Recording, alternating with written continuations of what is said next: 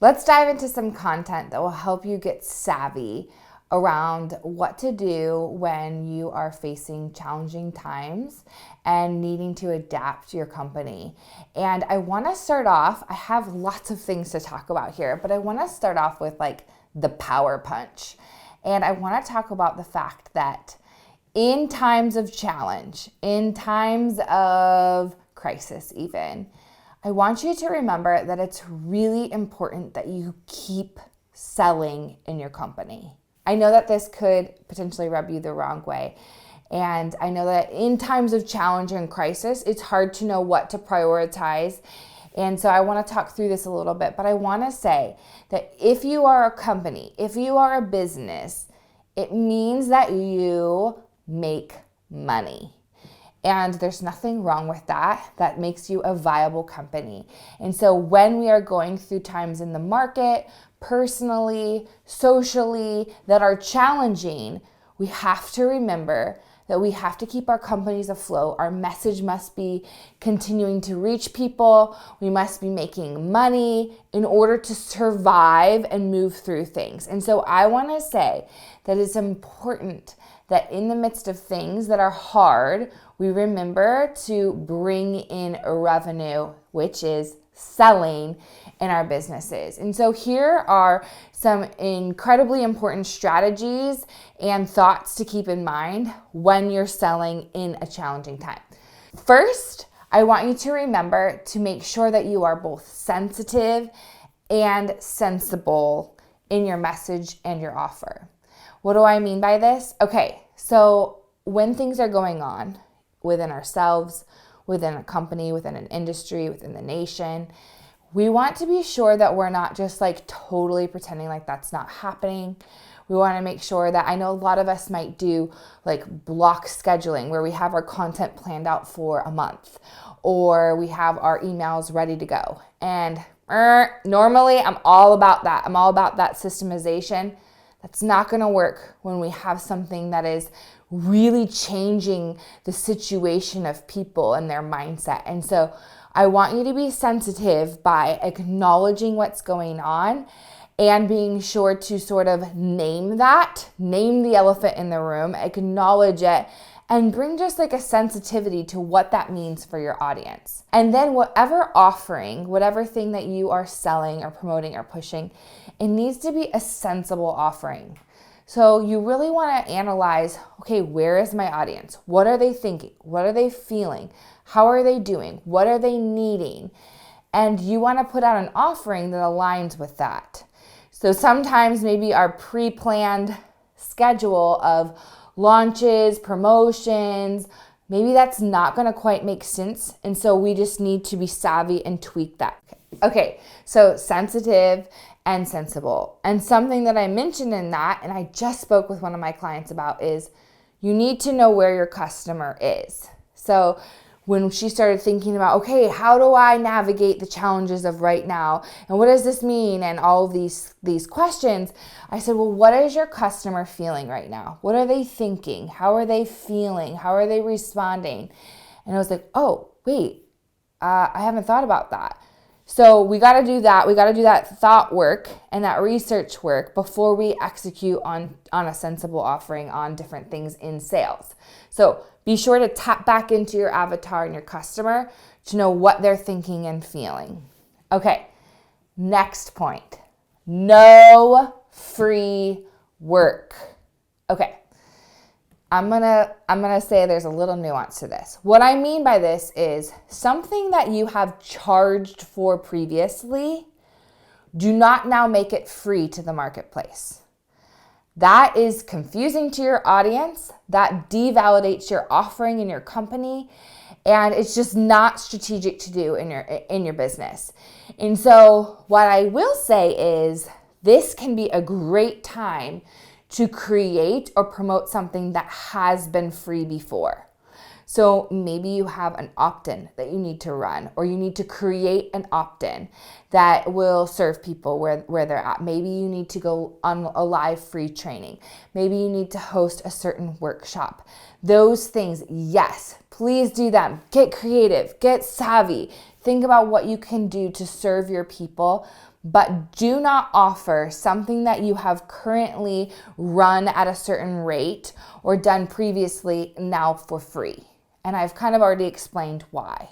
So let's agree that we're going to get really savvy. We're going to think about how we can serve, how we can show up, how we can go beyond, but it's not going to be for free. We got that, right? We're sealed there. Okay, so don't go rogue. I feel like sometimes that little part of us that makes us geniuses as entrepreneurs, it can also go a little crazy in times like this. And we're like, I have creative ideas. I have a lot of creative ideas.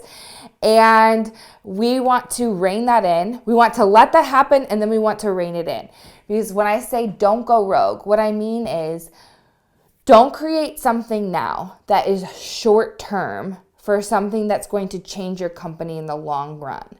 So sometimes we think, oh, well, maybe I should now offer this type of a small offering and it's going to be this. And then we look at that and we're like, hey, that doesn't actually serve your avatar. It doesn't serve the market that you're trying to attract, it won't align. That person will not go through your value ladder. They will not convert into your higher offerings.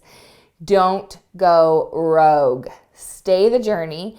Think about who your customer is, what they need now, and how you can serve them now. And if it is something where you're thinking through the economy, you're thinking through pricing, you're thinking through, hey, what can my person afford right now? What do they really need right now? For sure, run an offering that makes sense. Run a smaller offering. Run an offering that maybe is just the same as what you have been, but it's in alignment with something that they are needing, but it's still for the same person, and it's still within the expertise that your company offers. So don't go rogue.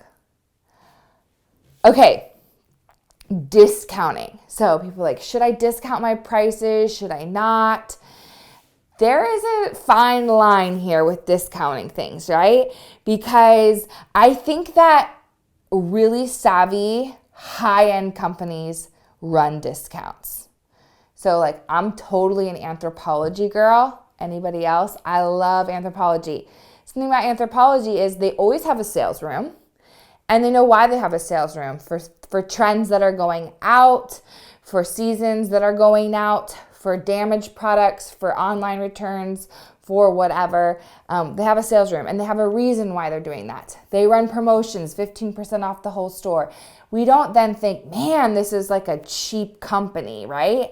But they have a purpose, a reason why they're discounting that rate. So they have a long-term vision when they create that discount.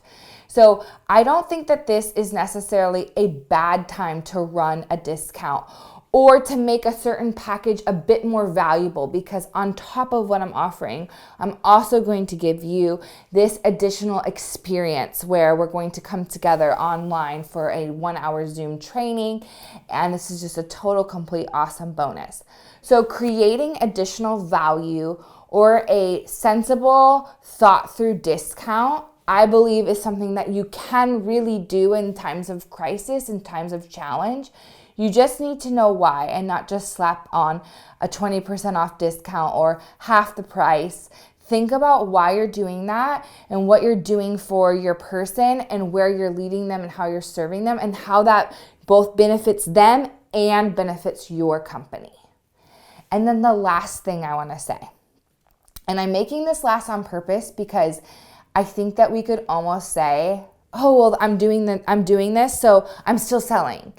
And this last piece is not going to get you income in the short term. And so I want it to be the last thing that I emphasize. And that is that nurturing your audience is still selling to your audience. So I believe that serve, sell. Nurture, nurture, give, and sell. In times like these, in uncertain times, in times of great change and challenge, it is wise to do a lot of emphasis on nurturing, showing up for your audience, making sure that they know that you're their expert, all of those things that we've previously talked about. I want you to know that just in nurturing people, as long as you're nurturing the right people in the right direction towards your offerings, you are still having a sales mindset. And I think that that is critical to be doing. You can't do that alone for very long without having some ramifications financially within your company.